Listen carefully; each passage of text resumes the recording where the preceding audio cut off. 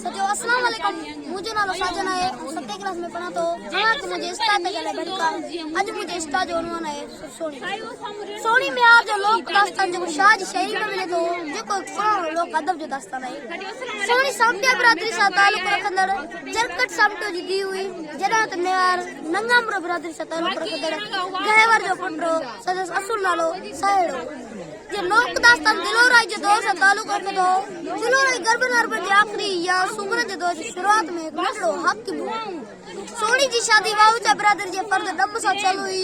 शादी साठ दौरान माटन का खीर प्यारण वाली रस्म विसरी वई हुई तनो औरत खीर प्यारण वाली रस्म के बदसोड़ समझो आई उन जी पुराई लाए वेजराई मां मेहार जे वारे मां खीर आन ले चयो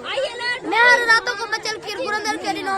रस्म तौर जी खीर जो पहिरो सोनी के प्यारे वयो तो सोनी की कैफियत बदल जी हुई उन पर जी बेचैनी जो सबब जानन लाए दरिया पार मेहार समझनी खामा पचा पजरा खामा पचा पजरा